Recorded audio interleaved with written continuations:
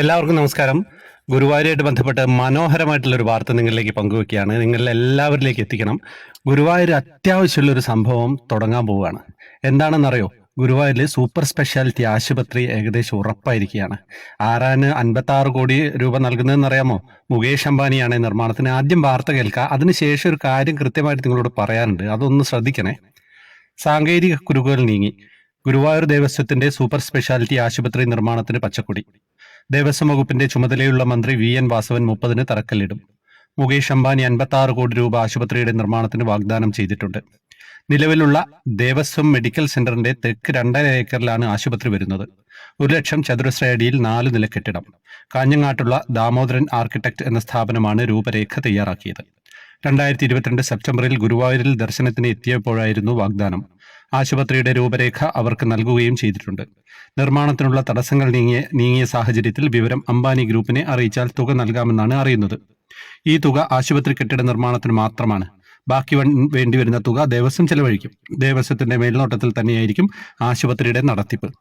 ഗുരുവായൂരിൽ വളരെ അത്യാവശ്യമുള്ള ഒരു കാര്യമാണല്ലേ ഒരു ഗംഭീരമായിട്ടുള്ള ആശുപത്രി എന്നുള്ളത്. ഗുരുവായൂർ നിവാസികൾക്ക് മാത്രമല്ല, ലോകത്ത് ഒരുപാടുമുള്ള ആളുകൾ വരുന്ന സ്ഥലമാണ്. പ്രത്യേകിച്ച് പ്രായമായവരൊക്കെ ഒരുപാട് വരുന്നതാണ്. ഒരുപാട് അസുഖങ്ങളുള്ള ആളുകൾ ഗുരുവായൂരപ്പനെ ഒന്ന് കണ്ടു തൊഴാൻ വരുമ്പം എന്തെങ്കിലും ഒരു ബുദ്ധിമുട്ടുണ്ടായി കഴിഞ്ഞാൽ നല്ല രീതിയിലുള്ള ഒരു ചികിത്സ കിട്ടുന്ന ആശുപത്രി അത് വളരെ അത്യാവശ്യം തന്നെയാണ്. അത് എന്ത് തന്നെയായാലും ഗംഭീരമായിട്ടുള്ളൊരു സംഭവം തന്നെയാണ്.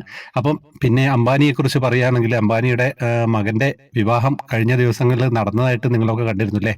ലോകം കണ്ടതിൽ വെച്ച് ഏറ്റവും ഒന്നാം നമ്പർ വിവാഹം എന്ന് വേണമെങ്കിൽ തന്നെ പറയാം. 5000 കോടിയോളം രൂപ പൊടിച്ചിട്ടാണ് ആ കല്യാണമൊക്കെ നടന്നത്. പലരും വിമർശനമൊക്കെ ഉന്നയിക്കുന്നത് കണ്ടിരുന്നു, 5000 കോടി പാവങ്ങൾക്ക് കൊടുത്തൂടെ എന്നൊക്കെ. അപ്പം കാര്യങ്ങൾ എന്താണെന്ന് വെച്ച് കഴിഞ്ഞാൽ, ഈ 5000 കോടി അംബാനിയുടെ കയ്യിൽ ബാങ്കിൽ തന്നെ ഇരുന്നാൽ ആർക്കെങ്കിലും എന്തെങ്കിലും ഗുണമുണ്ടായിരുന്നോ? ഇല്ല, ഒരു ഗുണം ഉണ്ടാവില്ല. ഇത് പല മേഖലകളിലേക്കായിട്ട് സ്പ്ലിറ്റ് ചെയ്ത് പോവാണല്ലേ.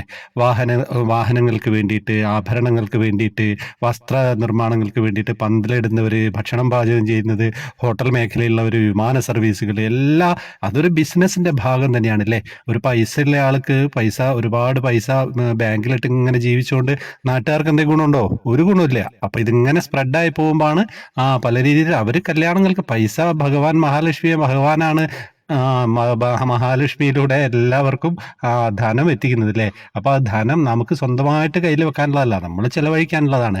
അങ്ങനെ അതിന്റെ ഭാഗമായിട്ട് അംബാനി കുടുംബത്തിൽ നിന്ന് ഗുരുവായൂരിലേക്കും ഒരു തുക നീക്കി വെച്ചിട്ടുണ്ട്. അത് ഈ ക്ഷേത്രത്തിൽ വരുന്ന ഭക്തർക്കും ഉപകരിക്കുന്ന രീതിയിൽ ആശുപത്രി നിർമ്മാണത്തിനായിട്ട് സാധ്യമാവുന്ന രീതിയിലാണ് വിനിയോഗിക്കാൻ പോകുന്നത്. അപ്പം എന്തായാലും മനോഹരമായിട്ടുള്ള ഒരു വാർത്ത തന്നെയാണ് അല്ലേ.